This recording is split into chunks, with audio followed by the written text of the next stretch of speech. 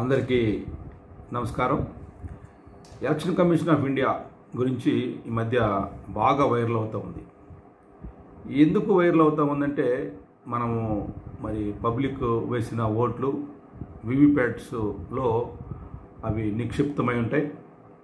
అవి లేవు, కనిపించట్లేదు, లేక తగలబెట్టారు, లేక వాటిని చూయించము, ఈ రకరకాల మాటలు మనము వింటూ వస్తూ ఉన్నాం.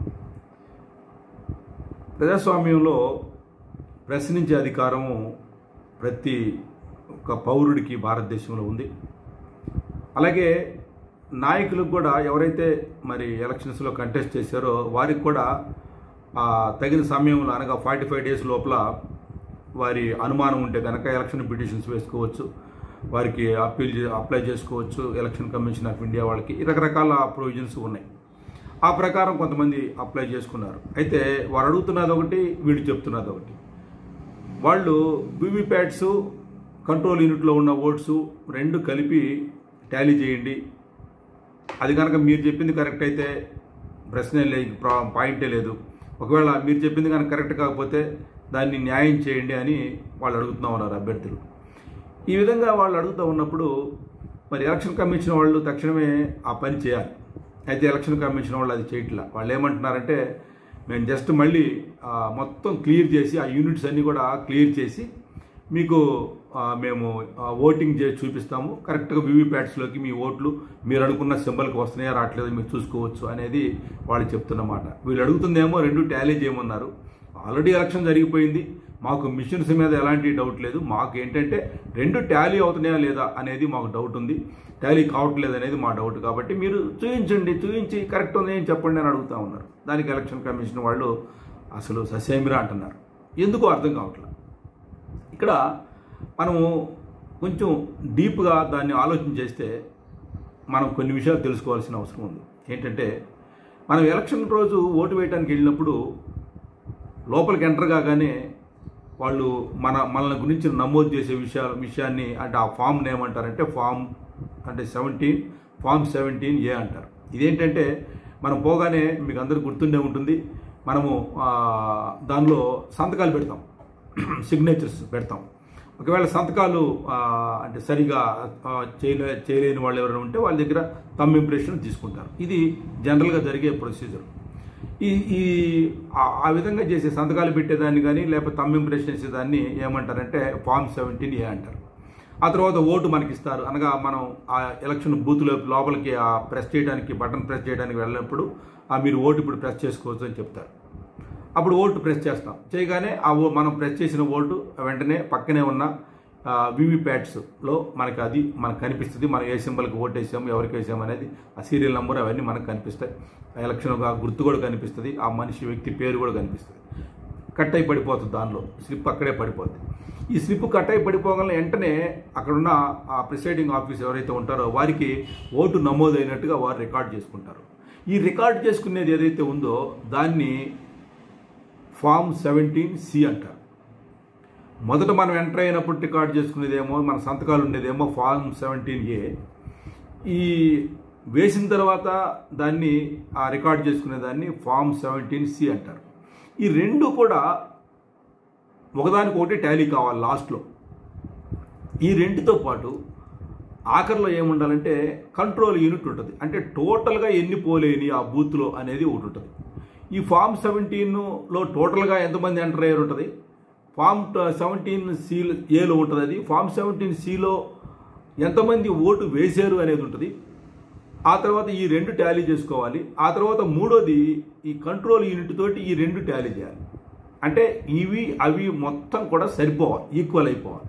ఈక్వల్ అయినప్పుడే కంట్రోల్ యూనిట్లో పడిన ఓట్లు టోటల్ ఓట్స్, అవును ఈ బూత్లో ఇన్ని ఓట్స్ పడినాయి, ఇన్ని ఓట్లు ఉన్నాయి టోటల్, దానిలో ఇన్ని పడినాయి అనేది క్లియర్గా అక్కడ తెలుసుకోవాలి. ఈ విషయాన్ని కనీసం ఇదన్నా చెప్తే దానిలో డౌట్ వచ్చినప్పుడు వివిప్యాట్స్ గురించి మనం ఆలోచించాలి. First form 17A, form 17C, అలాగే కంట్రోల్ యూనిట్, ఈ మూడు కూడా టాలీ కావాలి. టాలీ అయినప్పుడు మాత్రమే అది చేయాలి. ఎందుకు నేను ఈ ఫామ్ 17A, ఫామ్ 17C గురించి చెప్తానంటే 70Aలో మనం సంతకం పెడతాం. కాబట్టి ఎంతమంది ఓటింగ్కి వచ్చారు వాళ్ళందరి సంతకాలు దానిలో ఉంటాయి, లేక థంబ్ ఇంప్రెషన్లు ఉంటాయి. అదే ఫామ్ మీద ప్రిసైడింగ్ ఆఫీసర్ కూడా సంతకం పెడతాడు. అది ఫామ్ 17A జరుగుతుంది. అలాగే ఫామ్ 17C కూడా ప్రిసైడింగ్ ఆఫీసర్ సంతకం పెడతాడు. సి అంటే ఏంటి, మన ఓటు వేసిన తర్వాత. కాబట్టి టోటల్గా మాన్యువల్గా జరిగే విషయం మనం ఆలోచన చేసినప్పుడు అది వాళ్ళు సంతకాలు, మన సంతకాలు దానిలో ఉంటాయి.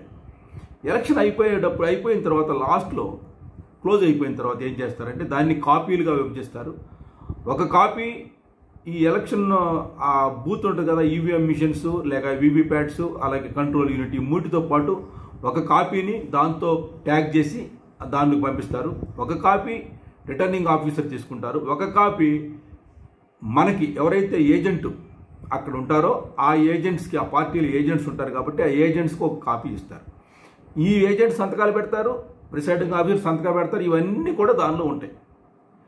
ఇప్పుడు ఎలక్షన్ రోజు కౌంట్ చేసేటప్పుడు ఈ ప్రిసైడింగ్ ఆఫీసర్స్ ఎవరు అక్కడ ఉండరు, అక్కడ ఉండేది వేరే. అలాగే ఈ బూత్లో ఉండే ఏజెంట్స్ కూడా అక్కడ ఉండరు, అక్కడ ఉండేవాళ్ళు వేరే. కనుక వాళ్ళకి వీళ్ళ సంతకాలు తెలియవు, వీళ్ళ గురించి ఏం తెలియవు. పైగా అక్కడ కౌంట్ చేసేటప్పుడు బ్యాంకుల్లో మనం క్యాష్ డిపార్ట్మెంట్లో చూస్తాం, క్యాష్ బాక్స్ క్యాబిన్ ఉంటాయి కదా, క్యాష్ ఇచ్చేటప్పుడు క్యాబిన్ జాలీలుగా ఉంటుంది, అంటే ఇట్లా అవి అంత దూరంలో అంత డిస్టెన్స్లో ఉంటాయి. అసలు ఆ సంతకాలు మనకి ఇక్కడ కనిపించవు. ఏజెంట్స్ ఎవరైతే కూర్చున్నారో వాళ్ళకి సంతకాలు కనిపించవు. కాబట్టి వాళ్ళు ఏది ఓపెన్ చేస్తున్నారో తెలియదు. మనం జస్ట్ గుడ్డిగా నమ్మటం తప్ప దాంట్లో అక్కడ చేయగలిగింది ఏం లేదు. పోనీ ఇక్కడ సంతకాలు పెట్టే వాళ్ళు అక్కడ ఉంటారంటే కాదు, ఆ ఏజెంట్లు ఎవరో వేరే వాళ్ళు. ఇక్కడేమో ఏ బూత్ ఆ బూత్ ఆ పర్టికులర్ విలేజ్లో ఉన్న వాళ్ళు ఇక్కడ ఏజెంట్స్ ఉంటారు. కాబట్టి ఇవన్నీ కూడా గోల్మాల్ జరగడానికి అవకాశాలు ఎక్కువగా ఉన్నాయి. ఇంత అనుమానాలు, ఇంత గందరగోళ పరిస్థితులు ఉన్నప్పుడు ఇవి ఎందుకు ఎలక్షన్ కమిషన్ దీన్ని ముందు బయట పెట్టలేదు అనేది ఒక పాయింట్. ఆ తర్వాత ఛార్జింగ్, బ్యాటరీ ఛార్జింగ్లు, ఇవి కూడా అదొక పెద్ద చర్చ అయిపోయింది. క్లోజ్ అయినప్పుడు బ్యాటరీ ఛార్జింగ్ ఏమో 50 to 60% ఉంటే మళ్ళీ కౌంటింగ్ రోజుకి వచ్చేసరికి 99% ఉందట. మరి అదేంటో ఇదంతా ఇన్ని అనుమానాలు వస్తున్నప్పుడు ఒక స్వచ్ఛంద సంస్థ లేక అటానమస్ బాడీ రాజ్యాంగంలో చక్కగా వారి గురించి ప్రత్యేకమైన ఒక విలువ ఉంది ఎలక్షన్ కమిషన్ ఆఫ్ ఇండియాకి. ఇంత విలువ కలిగిన బాడీ ఎందుకు మాట్లాడట్లేదో ఏం అర్థం కావట్లా. మీరు ఆలోచన చేయండి. ఎలక్షన్ కమిషన్ ఆఫ్ ఇండియాకి డైరెక్ట్గా నేను చెప్పదలుచుకున్నా, ఇన్ని అనుమానాలు ప్రజల్లో వస్తున్నప్పుడు మీరు ఎవరి పక్షాన ఉన్నారు? ఎందుకు మీరు మాట్లాడట్లేదు? ఎందుకు దాని గురించి వివరణ ఇవ్వట్లేదు? మీకు ఫీ పే చేసి మా అనుమానాన్ని నివృత్తి చేయండి అని అడుగుతూ ఉన్నప్పుడు ప్రజలు కానీ లేకపోతే నాయకులు కానీ మీరు ఎందుకు చేయలేకపోతూ ఉన్నారు? వాళ్ళు ఎందుకు మళ్ళీ కోర్టుకు వెళ్ళాలి? ఫీ పే ఎందుకు పే చేయించుకున్నారు మీరు? మళ్ళీ ఎందుకు వాళ్ళని కోర్టులకు పంపిస్తున్నారు? మళ్ళీ హైకోర్టులో చాలదు అన్నట్టు మళ్ళీ సుప్రీంకోర్టుకి వెళ్ళాలని వాళ్ళు ఎందుకు అనుకుంటున్నారు? ఎందుకు ఈ యాంబిగ్యూటీ అంతా ఎందుకుంది? ఎలక్షన్ కమిషన్ దీని గురించి మరి నివృత్తి చేయాల్సిన అవసరం ఉంది. ప్రజల్లో ఇది ఒక పెద్ద సమస్య అయిపోయింది. ఇప్పటికైనా ఆలోచన చేయండి. ఎలక్షన్ కమిషన్ ఎంత త్వరగా దీన్ని పరిష్కారం చేస్తే ప్రజల్లో అంత విశ్వాసం పెరుగుద్ది. లేకపోతే ప్రజల్లో మీ మీద ఉన్న విశ్వాసం కంప్లీట్గా పోద్ది. ఈ విషయాన్ని ఆలోచించాలని ప్రజల పక్షాన మేము మిమ్మల్ని అడుగుతూ ఉన్నాం.